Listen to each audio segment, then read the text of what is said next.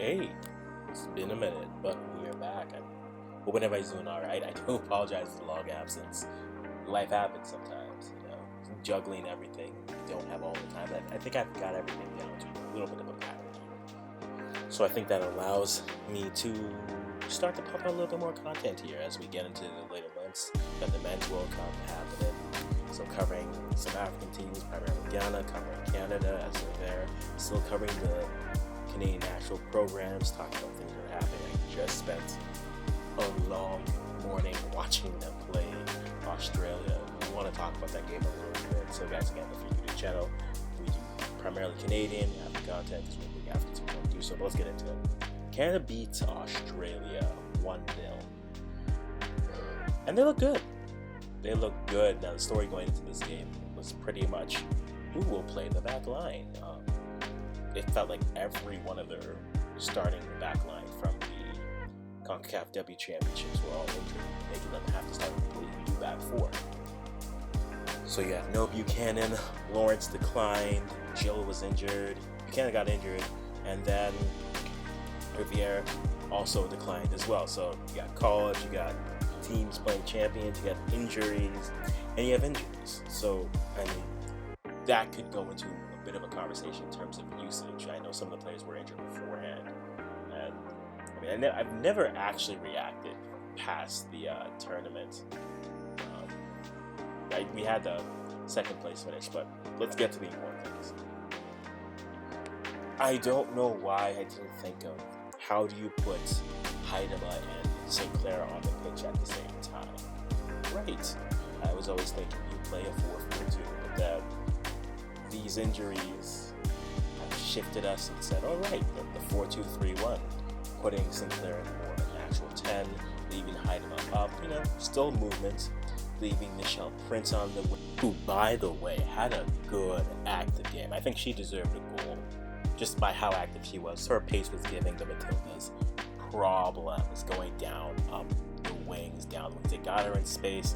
She was going into space. I think there were a couple times, maybe if she sends in the ball a little bit earlier, she finds some players, whether that's Leon cutting through, whether it's Heidema coming through, or maybe finding Sinclair coming away. But Michelle had a great game. I know Leon got the goal. She definitely had her moments. But to me, Michelle had a good game. Brianna St. George, the summer continues. Let the summer continue. That's all I need to say. Another good game defensively.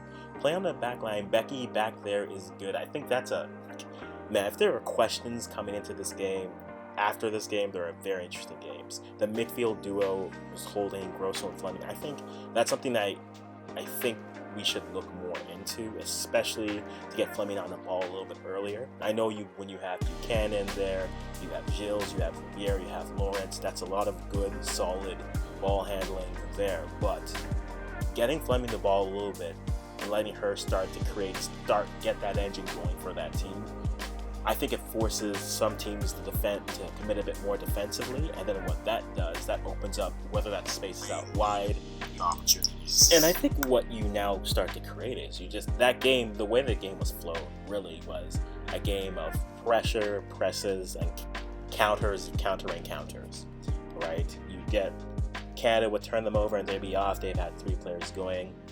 Australia would try to get some counters, but mainly it was trying to get Sam Kerr. And if you're the Matildas, that's what you're thinking of doing.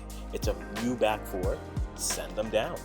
Zadorsky and Suriaka had an okay matchup. They weren't perfect, the back line, but I mean, you don't know what you're expecting when you're playing players who don't necessarily get much time together, if any, which kind of comes to what I'd like to see come to the second game. But yeah, overall, this game, I liked it.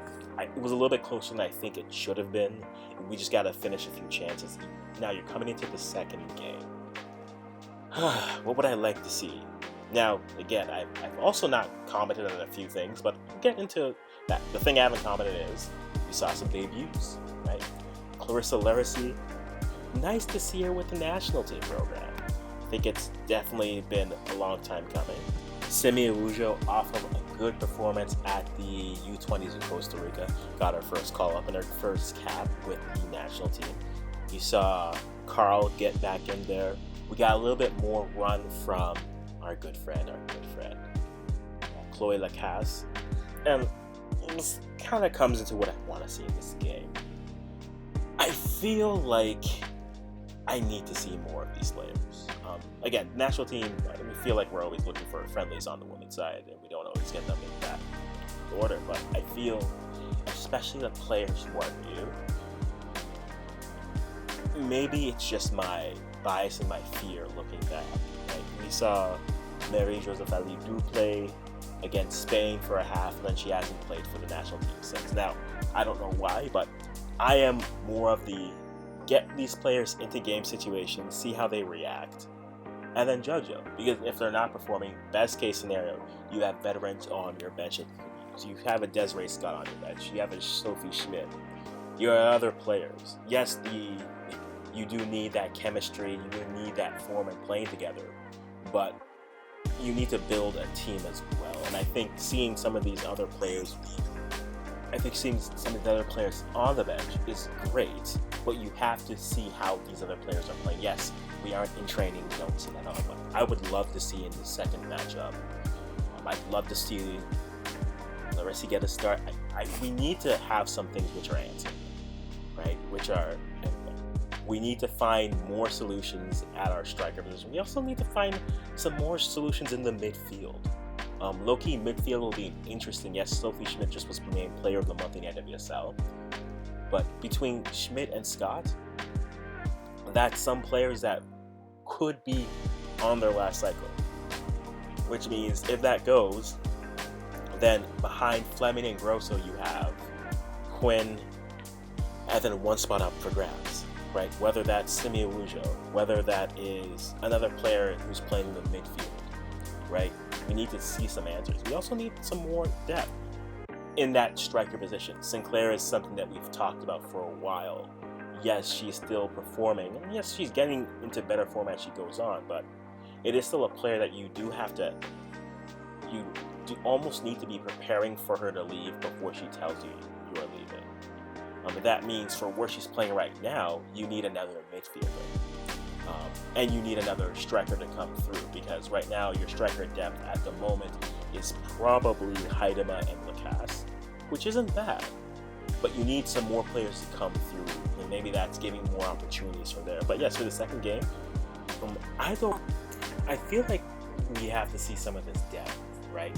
Worst case scenario, you can always sub in other players. So let's see the faces we haven't seen before. Start Carl and Levasseur, right, at their wing-back. So then give Rose a run in as a center back. If you need to pair with Zadorsky, do so. Or some player with Surieka again, you can do that. Probably in the midfield, if they're going to go 4-2-3-1, probably a 4 in the back is what they're going with. So if they go 4-2-3 or a 4-4-2, probably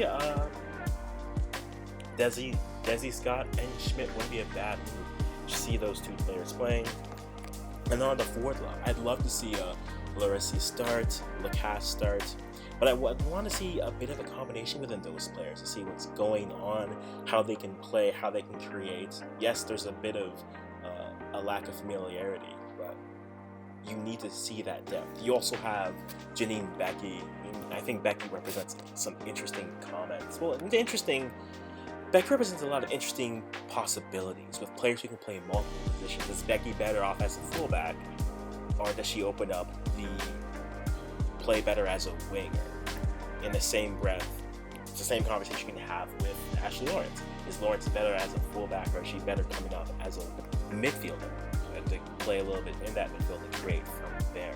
There's a lot of questions, a lot of possibilities, but for the second game, I'd love to see some of those new faces start, and if they're able to perform well, give them the run.